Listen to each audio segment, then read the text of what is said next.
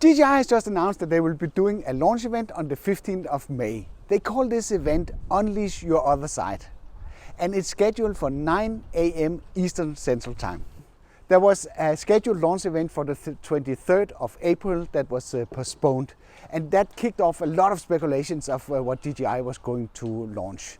There's been talking about the Phantom 5, underwater drone, and even a successor to the successful Mavic Air, like the Air 2. But none of that is true.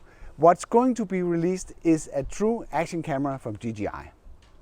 I know that from confirmed sources, and I even know the price point, which I will reveal in the end of this video. I basically had decided I wouldn't do these kind of videos up to an event, but I guess this video is important if you're on the brink of investing your hard-earned money in a GoPro Hero 7, because this time we will see a full action camera from DJI, presumably going to compete with the GoPro Hero series of cameras.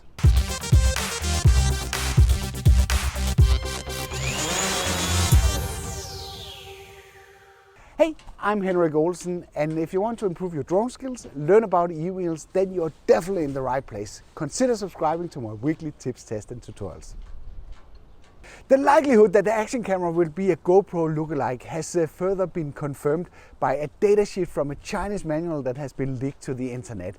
This shows actual pictures, and from those pictures we can see the following. It seems like the camera is slightly bigger than the GoPro. It has a touchscreen on the back. I assume it's a touchscreen because there's a limited amount of buttons on the camera itself. Speaking about buttons, if you look at the top of the camera, it seems there's only a record button. That is the only physical button that you can press on this camera. On the front side of the camera, it seems to have a secondary screen. And I would assume this is a full-blown color screen like some of the rumors states. From the design, it looks like the camera will be waterproof right out of the box, which matches perfectly with the imagery released by DJI announcing this launch event. That shows something has been filmed under the surface. It also seems to have a replaceable lens cover, which is a big advantage compared to the Osmo Pocket, where this was not possible. If you scratch the lens of your Osmo Pocket, it will be a done deal. With this new type of camera, you can actually replace it like you can with the GoPro. And dealing with action cameras, there's a high probability that you will scratch the lens. These pictures are not very good on this leaked data sheet, but it seems to have multiple microphone inlets that will indicate that the audio is decent. At least if you compare it with the GoPro Hero 7 series, that has come quite a long way with the audio. I would assume that DJI will try to mimic that and do the same. Subpar audio is not very well perceived by the audience. So they got to do that if they should even have a chance of competing with the GoPro family. Because there's no mechanical gimbal, at least not from the pictures, they have to do some sort of digital image stabilization for this camera to even be worth considering as a competitor for the GoPro. As you've probably seen in some of my previous videos, the GoPro is with the Hyper Smooth is doing a pretty awesome job with digital image stabilization. So that's a must, absolutely a must. It also seems that it comes in a quite rugged design that will allow it to be pretty robust when you're using it as an action camera. And that's also of course a must because it needs to be able to withstand rough treatment when you take it with you outside for doing some of the action things that you would do with an action camera. In terms of specs, we don't know much yet, but it would be fair to assume that it's based on the same 12 megapixel sensor, 1/2 that we know from the Osmo Pocket or the Mavic Air. And if that is the case, then we can expect that the camera is at least capable of doing 4K at 60 FPS.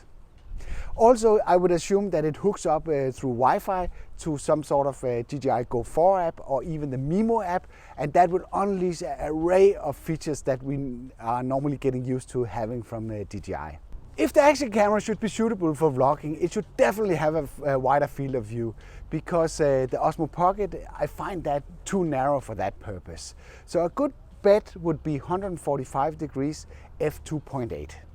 The camera is going to be named Osmo Action, and according to my sources, the price point will be around $399, making it a perfect match for the GoPro Hero 7 Black, which is currently the top line of cameras from GoPro.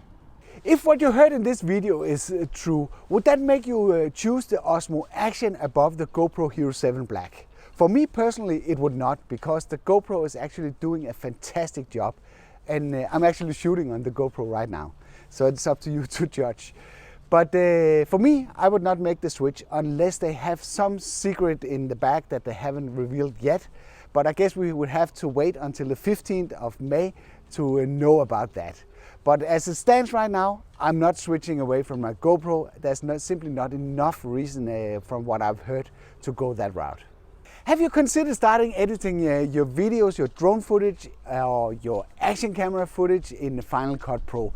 If so, then I actually made a crash course for you that will teach you the basics of Final Cut Pro. It also includes a link to a free 30-day trial that will allow you to test out the examples that I'm showing in the video.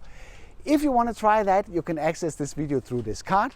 And if that link is not accessible, some of you have said that sometimes that it's not showing, I've included that in the description below.